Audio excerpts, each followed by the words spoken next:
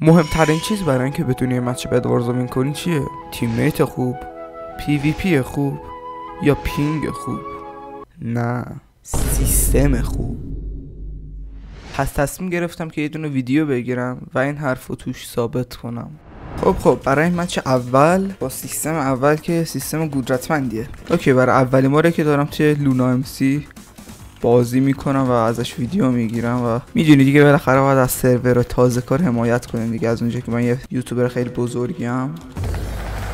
ایول، واقعا دوست دارم بچه لونا ام سی، حتما بیاد پلی بدین، خیلی سرور خفنیه.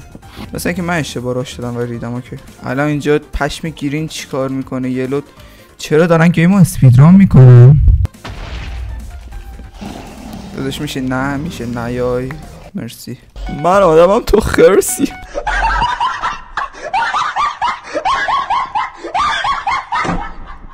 اوکی، آکوا که لفت داده بود و فقط الان وایت مونده. این از بده وایت تا خودش که خب این شد یه چیزی. مشکل از مپ بود بچه ها، آرامش خودتون رو حفظ کنید. من توی مپ باخت نمیدم بچه، احتمالا بعد نمیدیم من یه 10 کیلو لاغر بکنم انقدر که دارم. خب برگشتم. اوکی من چرا ریسورس پک صدای گیمون است؟ خب بچه من واقعا دارم تو شرایط سختی الان بازی میکنم، نه صدای گیمون دارم نه ریسورس پک. این چی شمشیره یا من فکر میکنم که نباید برای این چالش میمدن لونا ام سی، چون میدونی هزاره پلیراش زیادی ترای هاردن و دارن گیمو اسپیدران میکنن. اوکی هم الیمینیت شد.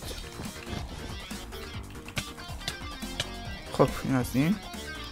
اوکی، مشخصات دقیق گفتم نمیدونم، ولی رمش 8، سی پیوش هم بچه این چلنج جدا داره میره روی مخم، پس حتما چنل منو سابسکرایب کنین. منو نمیبینی نه؟ بهترین چیزیه که من تا دیدم، فوق‌العاده است. واو، نره بتمون بزنه من. نه الان برمیگرد. آفرین. نره کجا داری میری؟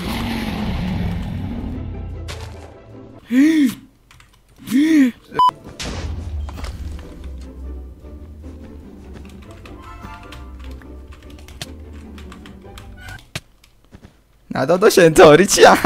ای بس فهمیدم که تا الان رکورد نبودم و 2 ساعت داشتم زر موف میزدم. این سیستم دومی هم لپتاپه و فکر کنم حدودا 2 سال من باش فعالیت کردم، هم توی یوتیوب هم توی آپارات. داداش خیلی در دسترس بودی، برو بزنش کرو. مرسی. بکن بدو زد آکورو. ها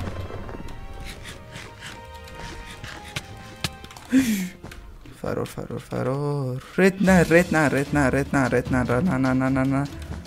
چیکار دریز نافینگ ویکند تو، ولی ایبی نداره. میریم الان استک میکنیم. خب یه دونه آکوا مونده.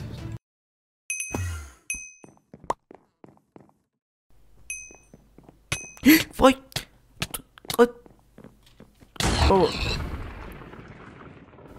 جیجی بنام با دقت گوش کن مادرتو. من بعد از تقریبا 2 ساعت رکورد کردم و باختای پی در پی به این نتیجه رسیدم که این چالش رو واقعا نمیتونم با امکانات خودم برم، پس تصمیم گرفتم که مستقیم برم سراغ سیستم آخر. به ببین کی اینجاست؟ سیستم امام زمان. 30 FPS داره بهم میده، پشمام، زندگیم عالیه. برای کسایی که میخواین سیستم رو بخرم من خیلی حتما پیشنهاد میکنم. سی پی یوش NC10 2024 گیگاهرتز با کارت گرافیک اینتل HD جن 8، کلا هم 4 گیگ رم داره. بچه موقع قلیون کشیدن حتما از نی استفاده کنیم، مگر نه به سرنوشت من دچار میشین. یه رو که لفت داده.